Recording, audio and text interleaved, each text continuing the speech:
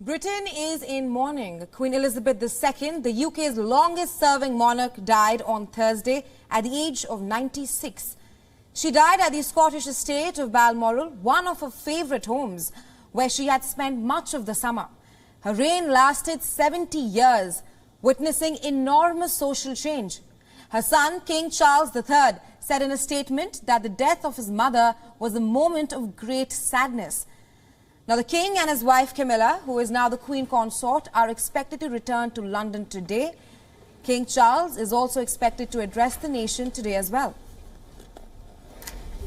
My Lords and members of the House of Commons, Her Majesty's government's priority, the continued success and integrity. Her Majesty's government will prioritise support for the Belfast. On Thursday, alarm bells started ringing after the Queen's doctors placed her under medical supervision. Soon after, all the Queen's children started travelling to Balmoral, indicating the seriousness of the situation. Her grandson and now heir to the throne, Prince William, and his brother, Prince Harry, also gathered there.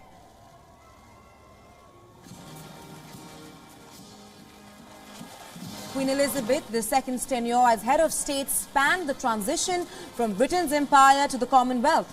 She witnessed both World War II and the end of the Cold War, and the UK's entry into and withdrawal from the European Union.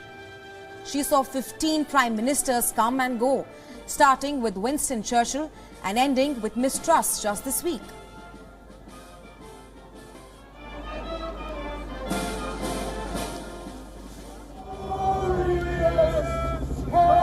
Meanwhile, at Buckingham Palace in London, crowds started gathering to pay their respects as word of her death spread.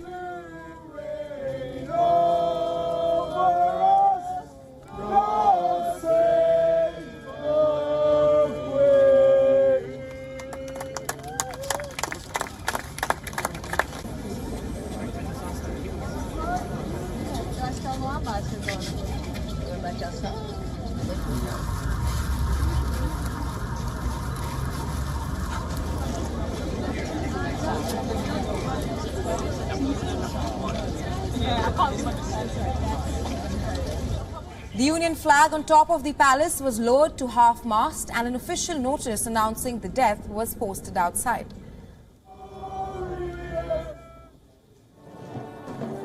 She survived by 4 children: King Charles III, Princess Anne, Prince Andrew, and Prince Edward.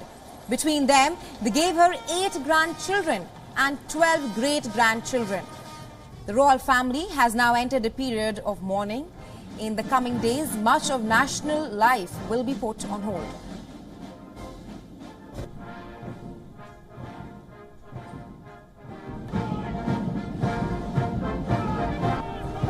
Official engagements will also be cancelled. Members of Parliament will pay tribute to the Queen and take an oath to King Charles III. A state funeral for the Queen is expected in the next 2 weeks.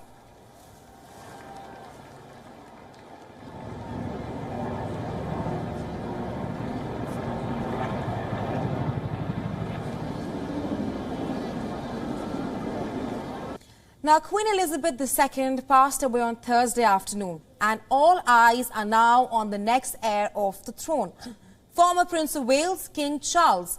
The new king will officially be known as King Charles III. While releasing Charles's statement, the Buckingham Palace addressed him as His Majesty the King, confirming that Charles was immediately appointed as the king.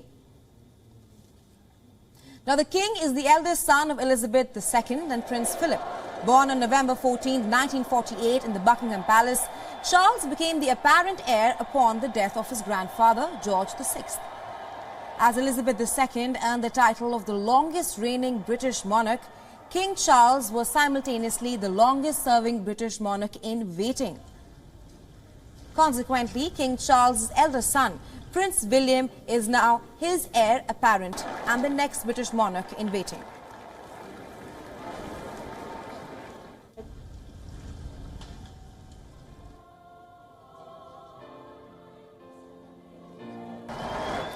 Now, the moment Queen Elizabeth II died, the throne passed immediately and without ceremony to the heir. to be known as King Charles III. It was the first decision of the new king's reign. He could have chosen from any of his 4 names: Charles, Philip, Arthur and George. Moreover, he is not the only one who faces a change of title. There will also be a new title for Charles's wife, whose full title will now be Queen Consort. Consort is the term used for the spouse of the British monarch. King Charles' third eldest son, Prince William II, immediately inherits his father's title of the Duke of Cornwall. And his wife as well will be known as the Duchess of Cornwall. Now coming to formal ceremonies. In the first 24 hours or so after his mother's death, Charles will be officially proclaimed king. This conventionally happens at St. James' Palace in London, in front of a ceremonial body known as the Accession Council. More than 700 people are entitled to attend the ceremony. However, given the short notice, the actual number is likely to be far less. Now, the last Accession Council in 1952, about 200 attended. Now, the king does not traditionally attend the ceremony. At the meeting, the death of Queen Elizabeth II will be announced by the Lord President of the Privy Council.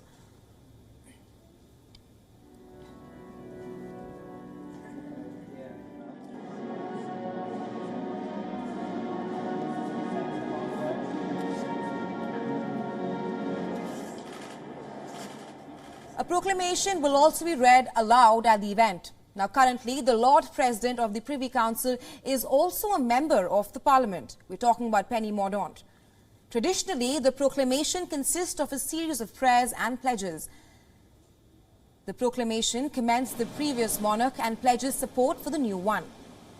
This is then signed by a number of senior figures, including the Prime Minister, the Archbishop and the Lord Chancellor.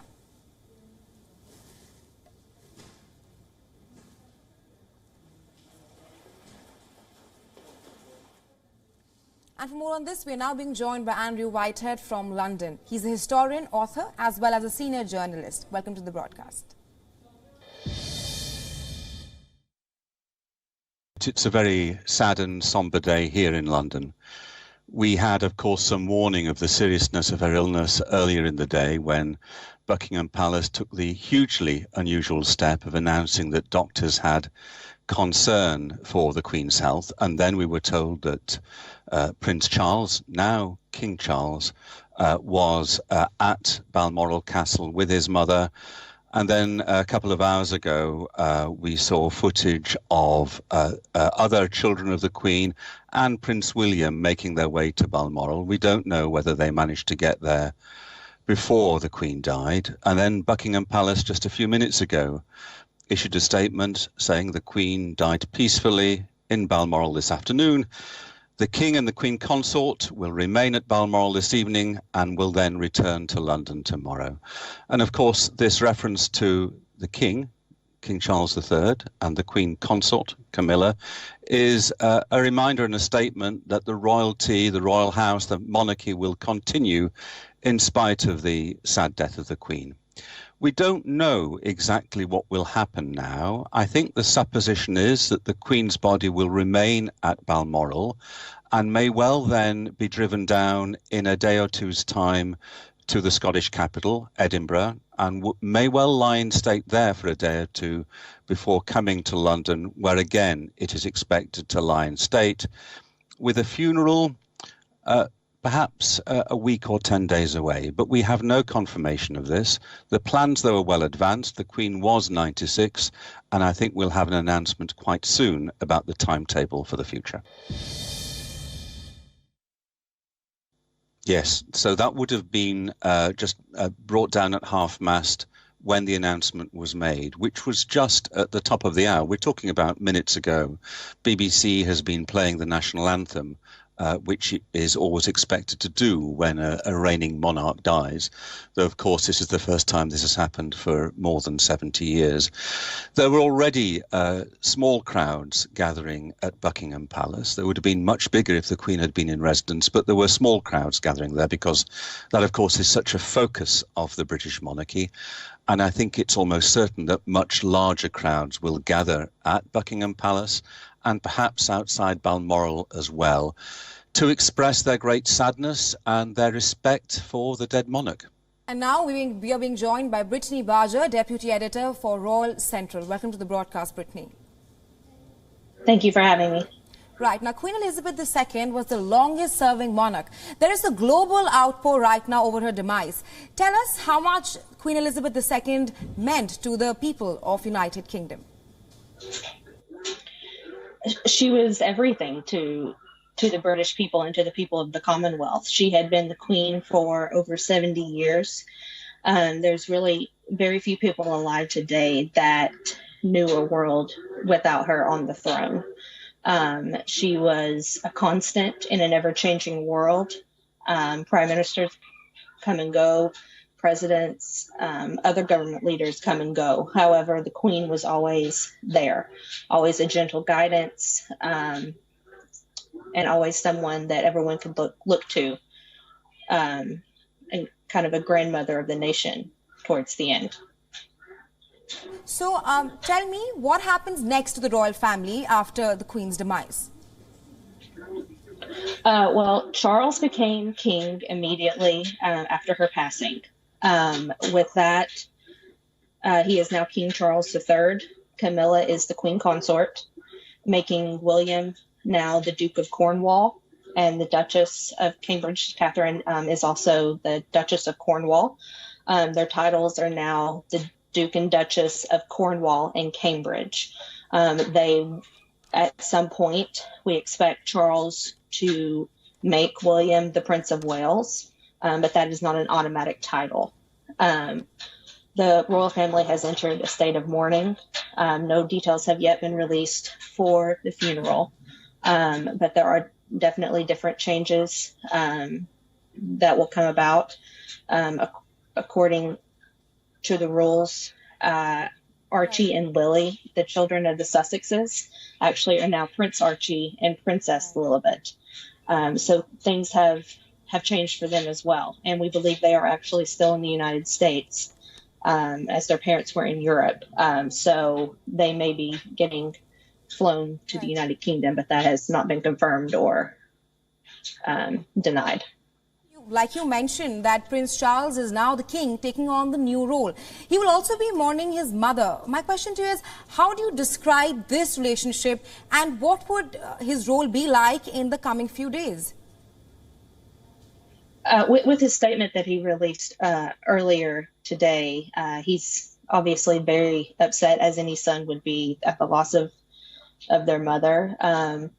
He has his wife there to support him, obviously, and his family. And he knows that now he is the leader of the nation. So he has to be strong for the people of the UK and of the Commonwealth. But he is going to, it's going to be difficult for him because he has prepared for this role for many decades, but he has lost his mother. So there is a mourning period. There's a time of adjustment. And then at the same time, he is going to have to take on the role of king. He has to do the red boxes. He has to meet with the prime minister. He has to meet with the government. It's not the same as you and I when we lose a family member. He has to be strong for everyone. Right. My last question to you is, like you mentioned, that they have to be strong. And so there are also issues within the family with Prince Harry and Meghan's departure, as well as sexual assault allegations against Prince Andrew. How will the palace try to stop all these things from becoming a distraction, especially at this moment? I think right now,